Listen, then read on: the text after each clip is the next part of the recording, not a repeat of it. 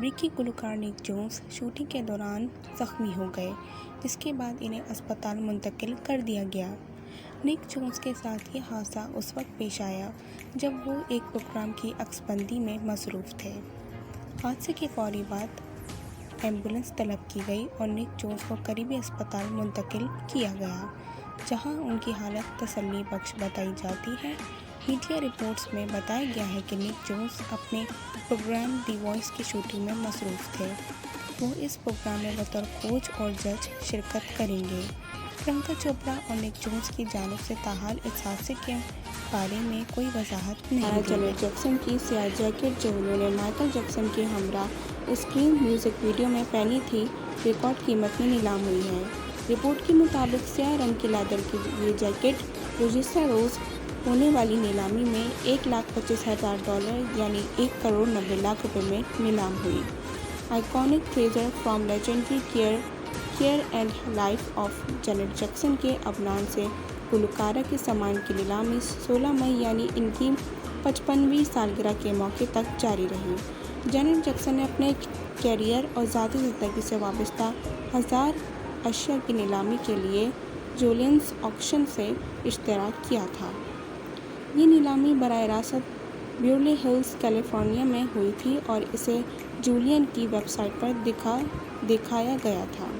نیلامی سے وصول ہونے والے رقم کا ایک حصہ کمپیشن انٹرنیشنل نامی فلاحی تنظیم کو جائے گا، جو غربت کا شکار بچوں کی مدد کرتی ہے۔ علاوہ ازیں، جنرل جیکسن کا ڈیزائن ہیلن اسٹوری کا تیار کردہ سلور رنگ کا کوٹ $50,000 میں خریدا گیا۔ سے فلسطینی اداکارہ نیسا عبدالہادی زخمی۔ اسرائیلی فوج کی جانب سے فلسطینیوں پر کیے جانے والے حالیہ حملوں کے دوران نیسا عبدالہادی بھی زخمی ہوئیں، جنہیں فوری علاج فراہم کیا گیا۔ رپورٹ میں اداکارہ کی جانب سے کی گئی سوشل میڈیا پوسٹ کا حوالہ دیتے ہوئے بتایا گیا تھا کہ اداکارہ کو ایک پرامن مظاہرے میں شرکت کے دوران فائرنگ کرکے زخمی کیا گیا۔ نیسا عبدالہادی نے اپنی انسٹاگرام پوسٹ میں بتایا کہ وہ اسرائیلی جارحیت کے خلاف دیگر عام شہریوں کے ہمراہ حیفا نامی علاقے میں پرامن مظاہرے میں شریک تھیں کہ ان سمیت دیگر مظاہرین پر حملہ کیا گیا۔ انہوں نے بتایا کہ وہ دیگر شہریوں کے ہمراہ پرامن مظاہرے میں شرکت کرکے دنیا کو اسرائیل کا بھیانک چہرہ دکھانا چاہتی تھی اور دنیا کو بتانا چاہتی تھی کہ فلسطینیوں پر کتنے ظلم کیے جا رہے ہیں۔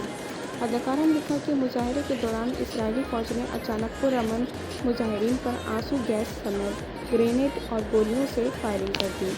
اسی دوران ہی انہیں بھی ٹانگ میں کوئی چیز لگی، جس کی وجہ سے انہیں شدید تکلیف ہوئی اور ان کی ٹانگ سے کافی خون بہا۔ نیسا عبدالہادی کے مطابق ان کی ٹانگ سے خون بہتے ہوئے دیکھ کر ایک نوجوان ان کی مدد کے لیے پاس آیا، جس کے بعد دیگر لوگوں نے انہیں طبی امداد کے لیے اسپتال منتقل کیا۔ اداکارہ نے طبی امداد لیتے وقت بنائی گئی ویڈیو بھی شیئر کی اور ساتھ ہی حملے میں زخمی ہونے والی ٹانگ کے متاثرہ حصے کی تصویر بھی شیئر کی۔ نیسا عبدالہادی نے مذکورہ پوسٹ انگریزی اور عربی سمیت ہیبرو زبان میں بھی شیئر کی، جو اسرائیل میں سب سے زیادہ بولی، پڑھی اور لکھی جانے والی زبان ہے۔ اداکارہ نے بتایا کہ فوری طبی امداد ملنے کے بعد ان کی طبیعت بہتری کی جانب گامزن ہے، لیکن انہیں مکمل صحت یاب ہونے میں وقت لگے گا۔ خیال ہے کہ نیسا عبدالہادی نے زیادہ تر اسرائیل کی جانب سے فلسطین پر قبضے کیے جانے اور اسرائیل دہشت گردی پر بنے ڈراموں اور فلموں میں کام کیا ہے۔ نیسا عبدالہادی اسرائیلی فوج کے حملے میں ایک ایسے وقت میں زخمی ہوئی ہیں جبکہ اسرائیل فوج نے گزشتہ ہفتے سے فلسطینیوں پر حملے جاری رکھے ہوئے ہیں۔ انٹرنیٹ کی زندگی سے اصل زندگی کو الگ کرنا سیکھیں کیٹی پیری۔ امریکی گلوکارہ کیٹی پیری نے کہا ہے کہ میں لڑکھڑائی، گری اور غلطیاں بھی کی، پر مجھے کوئی پچھتاوا نہیں ہے کیونکہ میں نے ان سب چیزوں سے سیکھا۔ ایک گفتگو کے دوران کیٹی پیری نے نوجوانوں کو پیغام دیتے ہوئے کہا کہ انٹرنیٹ پر کمنٹس نہ پڑھیں اور انٹرنیٹ کی زندگی سے اصل زندگی کو الگ کرنا سیکھیں۔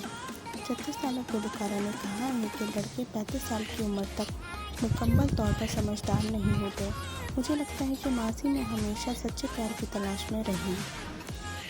کیٹی پیری ان دنوں اپنا زیادہ تر وقت گھر میں ہی گزار رہی ہیں۔ انہوں نے کورونا وبا سے بچنے کے لیے احتیاطی تدابیر سوشل میڈیا پر جاری کی اور اپنے مداحوں کو بھی ویکسین لگوانے کی اپیل کی۔ ٹام کروز نے احتجاجاً گولڈن گلوب ایوارڈ واپس کر دیے۔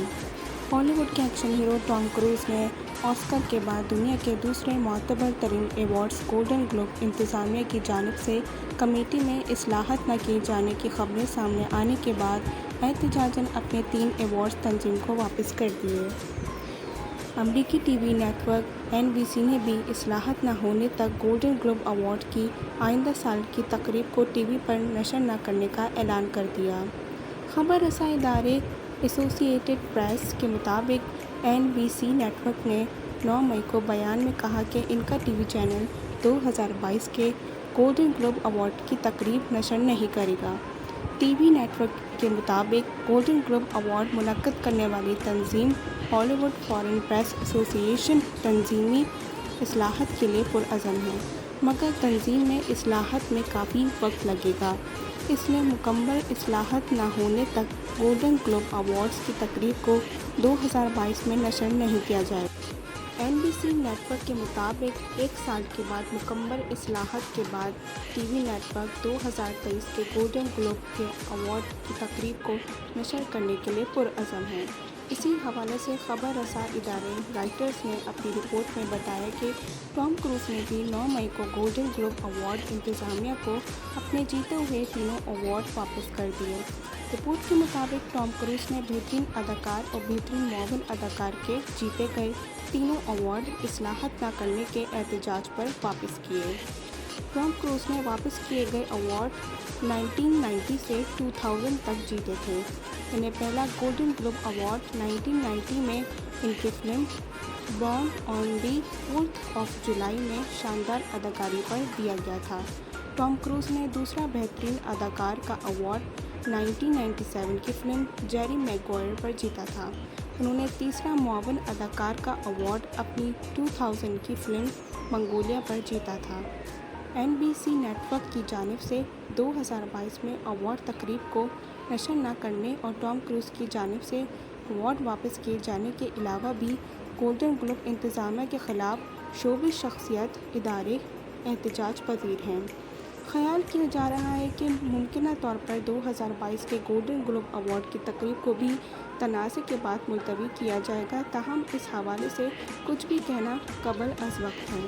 رواں برس فروری میں امریکی اخبار لاس اینجلس ٹائمز نے اپنی ایک تحقیقاتی رپورٹ میں بتایا تھا کہ گولڈن گلوب ایوارڈ کمیٹی کے 87 ارکان میں ایک بھی سیاہ فام رکن نہیں۔ علاوہ ازیں رپورٹ میں ہوش شربہ انکشاف کرتے ہوئے دعویٰ کیا گیا تھا کہ بعض بڑے پروڈکشنز اداروں کے تنظیم سے قریبی تعلقات ایوارڈ کی نامزدگیاں اور ایوارڈز دینے کے فیصلوں پر بھی اثر انداز ہوتے ہیں۔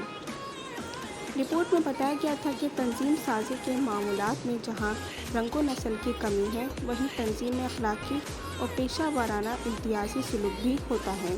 مذکورہ رپورٹ کے مطابق گولڈن گلوب ایوارڈ منعقد کرنے والی تنظیم نے افسوس کا اظہار کرتے ہوئے اصلاحات کا اعلان کیا تھا۔ تنظیم کا کہنا تھا کہ نئی اصلاحات کے مطابق اب سیاہ فام افراد کو بھی رکن بنایا جائے گا، جبکہ بیرون ممالک کے ہر رنگ و نسل کے صحافیوں اور ارکان کی بھی تنظیم میں تعداد بڑھائی جائے گی۔ بیلا اور جیجی حدید کی فلسطینیوں کی حمایت۔ فلسطینیوں پر بمباری جاری رکھنے والی اسرائیلی حکومت نے اپنے آبائی وطن کی حمایت کرنے پر فلسطینی نژاد امریکی ماڈل بیلا حدید پر برہمی کا اظہار کرتے ہوئے انہیں انسانیت کا درس دیا ہے۔ بیلا حدید اگرچہ امریکہ میں پیدا ہوئی اور وہیں پلی بڑھی، مگر ان کے والد محمد حدید فلسطین میں پیدا ہوئے تھے اور وہ کئی دہائیں قبل امریکہ منتقل ہو گئے تھے۔ بیلا اور ان کی بہن جیجی حدید کا شمار دنیا کی بااثر اور نامور ترین ماڈلز میں ہوتا ہے اور وہ شروع ہی سے آزاد فلسطین کی حامی ہیں۔ وہ ماضی میں بھی اپنے آبائی وطن پر صہیونی حملوں کے خلاف آواز اٹھاتی رہی ہیں۔ اسرائیل کی جانب سے فلسطینیوں پر حالیہ حملوں کے بعد دونوں بہنیں جیجی اور بیلا صہیونی مظالم کے خلاف متحرک دکھائی دے رہی ہیں، اور وہ جہاں سوشل میڈیا پر آزاد فلسطین کیس لڑتی دکھائی دیتی ہیں، وہیں وہ اسرائیل مخالف مظاہروں میں بھی شرکت کرتی دکھائی دے رہی ہیں۔ تاہم ان کی ایسی باتیں اسرائیلی حکومت کے لیے تکلیف کا باعث بن رہی ہیں۔ بیلا حدید کی جانب سے امریکی شہر نیو یارک میں آزاد فلسطین کے حق میں نکالے گئے مظاہرے میں شرکت پر اسرائیلی حکومت سیخ پا ہو گئی اور سپر ماڈل کے خلاف ٹویٹ کر ڈالی۔ صہیونی حکومت کے آفیشیل ٹویٹر ہینڈل سے بیلا حدید کی جانب سے نیو یارک میں نکالی جانے والی ریلی کا اسکرین شاٹ شیئر کرتے ہوئے ماڈل کو تنقید کا نشانہ بنایا گیا اور انہیں انسانیت کا درس دیا گیا۔ اسرائیلی حکومت کے ٹویٹر ہینڈل سے لکھا گیا کہ بیلا حدید جیسی معروف شخصیت یہودی مخالف مظاہروں میں شرکت کر رہی ہے اور وہ لوگوں کو درس دے رہی ہے کہ یہودیوں کو سمندر برد کر دینا چاہیے۔ صہیونی ریاستی اکاؤنٹ کی ٹویٹ میں بیلا حدید کو مینشن کرتے ہوئے ان کے لیے پیغام لکھا گیا کہ مذکورہ معاملے کو اسرائیل اور فلسطین کے تنازع کے معاملے میں نہیں دیکھا جانا چاہیے۔ اس معاملے کو انسانیت کے تناظر میں دیکھا جائے۔ حکومتی اکاؤنٹ کی جانب سے بیلا کے لیے سخت زبان بھی استعمال کی گئی۔ اسرائیلی حکومت کی جانب سے بیلا حدید کے خلاف ٹویٹ کیے جانے کے بعد ایک صارف نے ماڈل کے مظاہرے کی ویڈیو شیئر کی اور صہیونی حکومت سے سوال کیا کہ فلسطینی نژاد ماڈل نے ایسا کب کہا کہ یہودی کو سمندر برد کر دینا چاہیے، جس پر صہیونی ریاست نے جواب دیا کہ ویڈیو کے 22ویں سیکنڈ میں بیلا حدید مذکورہ تجویز دے رہی ہیں، لیکن حقیقت میں بیلا حدید کے مظاہرے کی ویڈیو کا جائزہ لیا جائے تو وہ پوری ویڈیو میں ایسا کوئی نعرہ مارتی نہیں دکھائی دی اور سنائی دیتی۔ وہ دیگر خواتین اور شرکاء کے ہمراہ صرف آزاد فلسطین اور ہوگا آزاد فلسطین کے نعرے مارتی سنائی دیتی ہیں۔ مذکورہ ویڈیو پر ایک صحافی نے بھی صہیونی حکومت کو جواب دیا کہ وہ ایسا کچھ نہیں کہہ رہی، آپ شرارت کر رہے ہیں، آپ کو شرم آنی چاہیے۔ بیلا حدید کی جانب سے آزاد فلسطین کے حق میں نکالے گئے مظاہرے میں شرکت کی ویڈیو اور تصاویر وائرل ہونے کے بعد جہاں صہیونیت کی حمایت کرنے والی شعبے شخصیت برہم دکھائی دی، وہیں اسرائیلی حکومت آپے سے باہر دکھائی دی۔ بیلا حدید کی طرح ان کی بہن جیجی حدید بھی حالیہ دنوں میں فلسطین کی حمایت میں متحرک دکھائی دے رہی ہیں اور وہ بھی سوشل میڈیا پر صہیونیت مخالف لوگوں کو حقائق بتاتی دکھائی دیتی ہیں۔ جیجی حدید نے بھی اپنے انسٹاگرام پر ایک پوسٹ شیئر کی جس میں وہ شعبے شخصیت کی جانب سے صرف انہیں سبق سکھاتی دکھائی دیں۔ اسٹرینجر تھنگس کے چوتھے سیزن کا پرومو جاری۔ نیٹ فلکس نے اپنی horror drama series stranger things کے چوتھے سیزن کا پرومو جاری کر دیا۔ سیزن 4 میں اندیا دیا گیا ہے کہ 11 جس کا کردار ملی بابی براؤن نے ادا کیا ہے، ایک مرتبہ پھر ریسرچ لیب میں پھنسی ہوئی ہیں۔ پرومو میں کچھ بچوں کو دکھایا گیا ہے جو اسپتال کے گاؤنز میں ملبوس ہیں اور کھلونا گاڑیوں سے کھیل رہے ہیں۔ ویڈیو میں سسپینس کو بڑھاتے ہوئے شطرنج کے بورڈ کو دکھایا گیا ہے۔ اس کے بعد عمارت اور پھر مزید بچوں کو دکھایا گیا ہے جو اسپتال میں کھیلنے کا عجیب وقت ہے۔ اسی سین میں ایک شخص کو دروازے سے ایک ہال میں داخل ہوتے ہوئے دکھایا گیا ہے جہاں بچے کھیل رہے ہوتے ہیں اور بچے اس فرد کو پاپا کہتے ہیں۔ پرومو میں اس شخص کو کہتے ہوئے سنا گیا ہے، صبح بخیر بچوں، جس کے بعد جواب میں بچے ایک ساتھ کہتے ہیں، صبح بخیر پاپا، جس کے بعد اس فرد کو بچوں سے کہتے ہوئے سنا گیا ہے کہ آج میں نے آپ کے لیے کچھ خاص پلان بنایا ہے۔